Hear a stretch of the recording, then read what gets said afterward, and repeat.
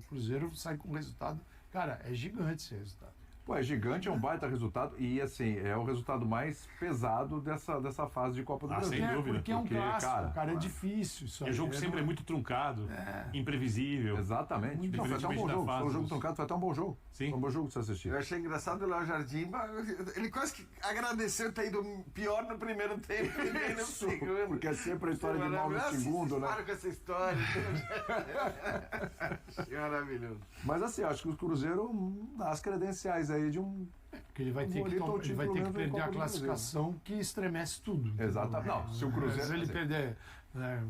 A gente tem uma situação para a volta, sempre lembrando que a volta é depois da data FIFA, é uma situação para a volta que é a seguinte, se o Galo for eliminado mesmo, né, o Campeonato Brasileiro do Galo é aquele campeonato de meio de tabela para baixo e vai ter que dar uma... Precisa colocar a meta, é o que a gente falou do Internacional. Aí a meta precisa ser vaga na Libertadores. Sim. E de preferência de forma direta.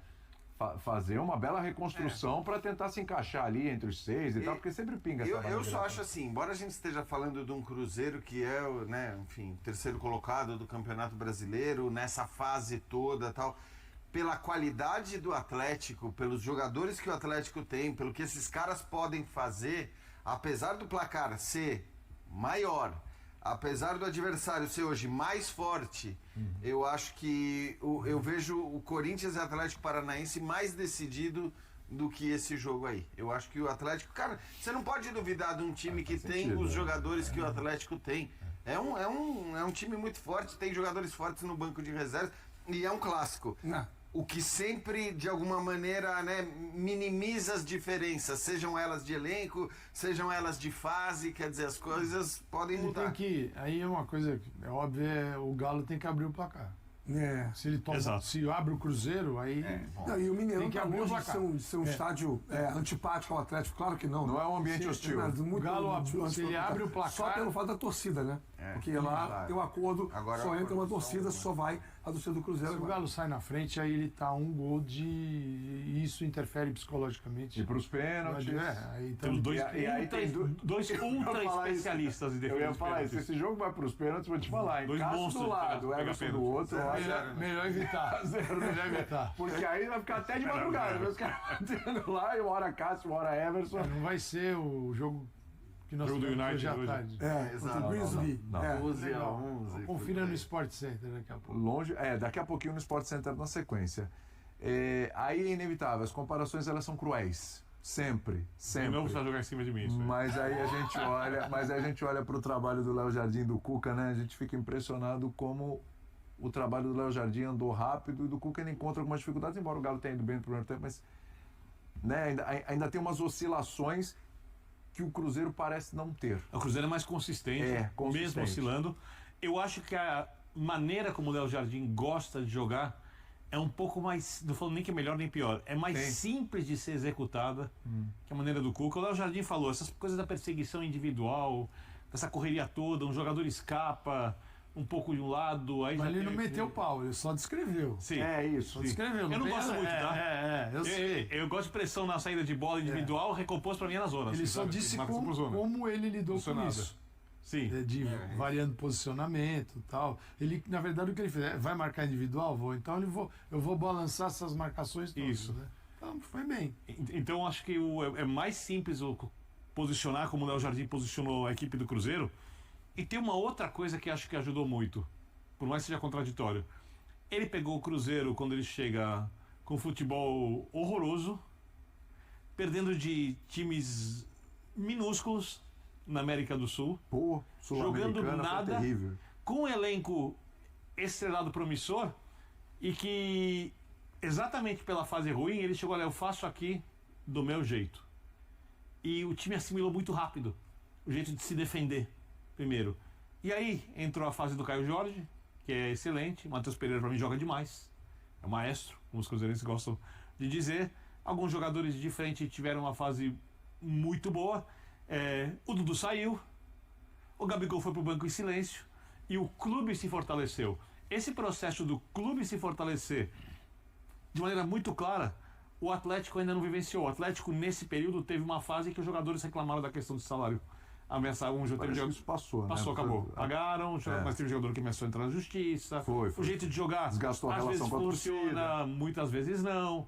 Por exemplo, você quer fazer marcação individual com o Dudu, jogando na linha do meio, recompondo do lado, pode funcionar. Agora, é um risco. Hoje é mais difícil. É um risco. Então, assim, é mais fácil executar o jeito do Léo Jardim jogar do que o jeito que o Cuca quer com os jogadores que o Cuca tem utilizado. Sim. Achei o jogo muito igualado. Eu sei que quando um time vence um clássico na casa do rival, 2-0, sem dar chance ao Atlético, isso é verdade, o normal é falar que foi domínio absoluto, que o Cruzeiro mereceu vencer sem nenhuma dúvida e tal. Que mereceu vencer, eu acho. Se tivesse atacado melhor, poderia ter vencido por mais. É um jogo que o Cruzeiro não atacou bem. Matheus Pereira, Caio Jorge, Wanderson não conseguiram levar vantagem sobre a defesa do Atlético, que acho que foi muito bem para conter as transições do Cruzeiro, mas se defendeu muito bem. Sim, o Cruzeiro não deu chance para o Galo. O Atlético praticamente não teve chance de gol, finalizou 12 vezes, 3 no alvo só. Teve algum momento entre os 20 e os 30 do primeiro tempo de um pouco mais de pressão, de bola que ficou cruzando a área para cá e para lá, mas que de fato não aconteceu muita coisa no meio disso tudo, porque acho que foi um jogo muito tático entre os dois times. Eu gostei muito da postura dos times como comportamento, tá? O primeiro tempo teve só 15 faltas, o segundo tempo um pouquinho mais, teve 22, somou 37 faltas. É ok para nível de futebol brasileiro, quanto mais para um clássico, quanto mais para a rivalidade de um clássico em um momento já avançado de Copa do Brasil, né, nas quartas de final. Gostei da postura do árbitro também, do Ramon Abate, né? Foi muito bem, acho que nos critérios, nos cartões, nas faltas. Teve jogo, assim, né? Teve bola rolando e tal, não foi um jogo truncado como acho que poderia ter sido. E acho que foi um jogo muito das defesas. E um jogo muito tático entre os dois times, que os ataques não conseguiram levar melhor. O Atlético teve algo que o Cuca normalmente faz, marcação individual no campo inteiro. Então, onde vai o Matheus Pereira, vai o Alan Franco atrás dele, e as outras perseguições, a mesma coisa, né? Alexander em cima do Lucas Romero e por aí vai. E para sair dessa marcação que o Atlético fez, o Cruzeiro não conseguiu em momento nenhum destravar, a não ser no chutaço do Fabrício Bruno, porque ele era o homem livre, né? Normalmente você quer deixar um zagueiro livre na sua defesa, para você não ter uma situação de um contra um do Caio Jorge, por exemplo. Você quer deixar um zagueiro livre na sua defesa, se você vai marcar homem a homem, tem que ter um livre do outro lado. Esse livre era o Fabrício Bruno desde o primeiro tempo. O Cruzeiro não conseguia aproveitar o homem livre e não conseguia gerar outros jogadores livres, e no chutaço do Fabrício Bruno conseguiu. Como que você gera homens livres? Como que você sai dessa marcação? Normalmente a marcação individual assim, é feita para tirar os jogadores do time adversário das suas posições. Então Matheus Pereira foi muitas vezes, especialmente no primeiro tempo, receber a bola entre os zagueiros do Cruzeiro. E vinha o marcador dele com ele o tempo inteiro.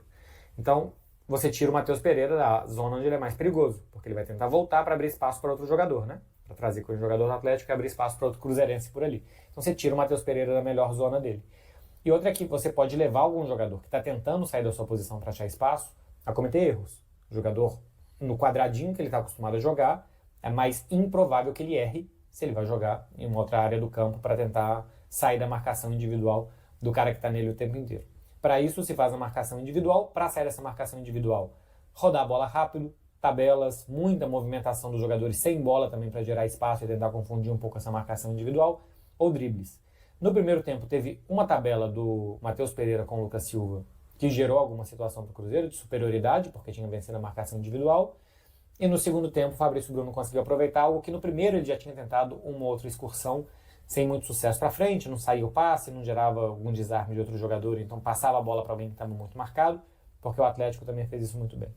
É um chutaço do Fabrício Bruno, ainda deu uma assistência, foi muito bem na defesa, ganhou todos os duelos contra o Hulk, basicamente, ganhou muitos duelos contra o Coelho e contra outros jogadores, contra o Scarpa, que caía por ali de vez em quando. Um dos jogos da vida do Fabrício Bruno, tá? Assim, um dos melhores jogos que o Fabrício Bruno deve ter feito na carreira dele. É muito bom jogador, vive grande fase, e acho que foi convocado com justiça, inclusive, para a seleção, ele e o Caio Jorge. Outra coisa é, se na hora que o Ancelotti tiver todo o leque de jogadores que ele pretende convocar, e não for levar em conta que esse daqui tem poucos minutos na temporada europeia, que esse aqui eu já conheço, na hora que ele for levar todo mundo, se esses dois do Cruzeiro vão continuar lá ou não. Mas nesse momento, se é para observar jogador, são dois jogadores bastante observáveis, sim, pelo técnico da seleção brasileira. Acho que o gol do Fabrício Bruno destrava o jogo, e depois tem o Atlético sente, não consegue criar muita coisa depois disso, E depois tem a jogada de bola parada, que o Cruzeiro ataca muito bem, né? Tem muitos gols assim, de segunda jogada com o Caio Jorge dentro da grande área, para fazer o 2-0. O Atlético, e a partir daí, o Cruzeiro só não ganha demais e define completamente a eliminatória, porque o ataque do Cruzeiro foi mal, os contra-ataques com Matheus Pereira e Caio Jorge não saíam passe, não achavam linha de passe, não conseguiam ganhar na velocidade dos zagueiros do Atlético, não conseguiam ganhar duelos de 1 contra 1, porque eu acho que teve a culpa dos jogadores do Cruzeiro, que não estavam num grande dia, mas também muito mérito da defesa do Atlético. Júnior Alonso, o Vitor Hugo estavam muito bem, muito rápidos, atentos, protegendo muito bem a área do Atlético, para não permitir exatamente esses contra-ataques e essas transições do Cruzeiro. Então por isso que eu acho que foi um jogo das defesas. Fabrício Bruno e Vidalba muito bem de um lado, do outro lado os dois zagueiros do Atlético muito bem também, e os ataques sem conseguir produzir. O do Cruzeiro acho que teve mais chances, porque depois do 2-0 o Atlético se desesperou completamente, tocava a bola sem nenhum tipo de sentido, tinha muita roubada de bola, muito campo para correr, e o Cruzeiro não conseguiu. Algo que o Cruzeiro fez muito bem foi não permitir nada ao Galo, nada. O Atlético não teve nenhum chute muito perigoso. Se a gente vai ver o XG, né, probabilidade de gols é até parecida, 0,63 do Atlético, 0,79 do Cruzeiro, até porque o gol do Fabrício Bruno é um gol de probabilidade muito pequena, tá? O XG daquele gol ali é baixo, assim, a chance de qualquer jogador, quanto mais o zagueiro, acertar um chute dali, como ele acertou, é muito baixa, então nem gera uma probabilidade de gol tão alta assim, só para vocês entenderem a matemática dessas coisas. Mas o Cruzeiro marcou muito bem o Atlético, o Cruzeiro não permitiu nada ao Atlético, só essas bolas que ficaram cruzando de um lado para o outro. Faltou aos dois times, na minha opinião, um pouco mais de pausa. Foi um jogo de muita intensidade, de muita correria, e eu acho que, de vez em quando no futebol, está sendo super valorizada a intensidade. Eu acho que tem que ter... Se jogar mole, não dá. Você tem que correr igual ao seu adversário. Mas eu acho que a intensidade está sobrepondo algo que é muito importante, que é a pausa. Pausa no futebol também é muito importante. Por isso que os Pedris, os Vitinhas, o Toni Kroos, o Kimmich, quando aparece esse tipo de jogador que dá um ritmo diferente para o jogo, eles custam a ser valorizados e às vezes são mais valorizados quando não estão, né? Lucas Silva no Cruzeiro também, porque normalmente todo mundo hoje confunde intensidade. Você precisa correr igual ao seu adversário, você precisa recuperar rápido a bola, você precisa fazer os movimentos rápidos, mas você não precisa estar o tempo inteiro extra acelerado e correndo o tempo inteiro.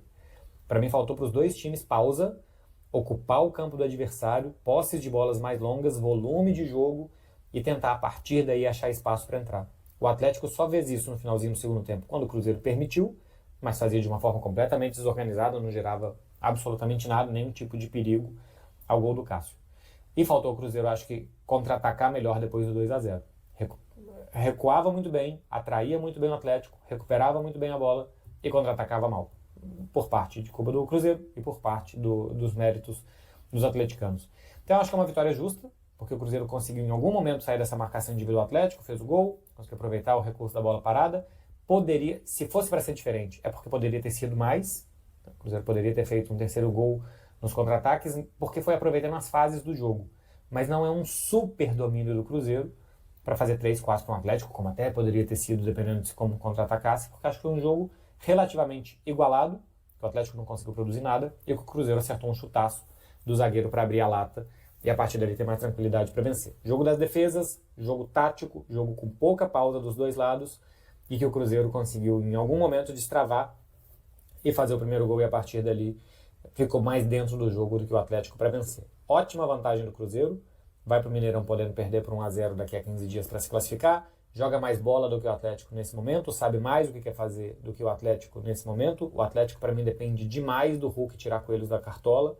É assim há muito tempo já. Eu sei que teve 2 campeonatos atrás, né, que acho que o Paulinho foi artilheiro, brigou para ser artilheiro do Campeonato Brasileiro. Mas eu acho que desde 2021, quando o Atlético ganhou tudo, já era mais ou menos assim, porque o Hulk é o grande nome. Mas depois disso também, e cada vez mais, se o Hulk não tira coelho da cartola, pouca coisa acontece no Atlético. E é claro que o Hulk ficando cada vez mais velho, é mais difícil de tirar esses coelhos da cartola. Então, nesse momento, o Cruzeiro é mais time, tem uma vantagem de 2 gols, o adversário tem pouco repertório do outro lado, e o Cruzeiro tem uma muito boa condição para se classificar. A partir daí é futebol, os caras vão entrar em campo, e a gente tem que ver o que vai acontecer. Kenny Arroio é a principal aposta do Cruzeiro para reforçar o ataque antes do fechamento da janela de transferências. O clube mineiro está disposto a adquirir os direitos econômicos do jovem equatoriano de 19 anos, mas ainda aguarda uma resposta do Besiktas em relação a valores, estando em uma corrida contra o tempo para finalizar a negociação. Tanto Arroyo quanto sua equipe são vistos pelo Cruzeiro como parceiros na negociação, já que o jogador está interessado em retornar à América do Sul. Essa decisão é considerada positiva pelos representantes do atleta, que acreditam que isso pode ajudar no desenvolvimento da carreira dele e em possíveis convocações para a seleção equatoriana principal. Desde sua chegada à Turquia no início do ano, o jovem participou de 14 partidas. Inicialmente a ideia era tentar um empréstimo, mas o Besiktas se mostrou aberto à venda de 50% dos direitos econômicos do jogador. O Cruzeiro está disposto a investir, considerando que, apesar da pouca idade, ele já possui experiência no futebol profissional e pode trazer resultados imediatos,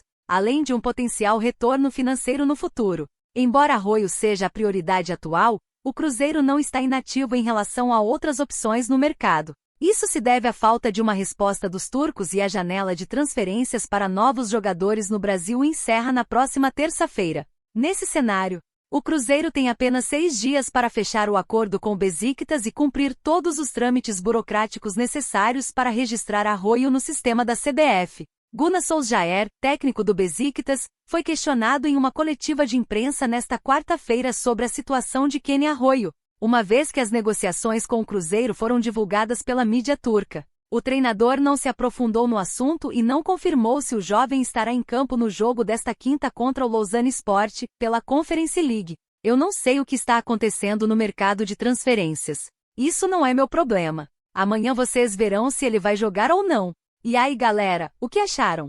Deixem suas opiniões nos comentários. Não se esqueçam de deixar o like, se inscrever no canal e ativar o sininho para receber as notificações. Até mais, Nação Celeste! Vamos pra frente!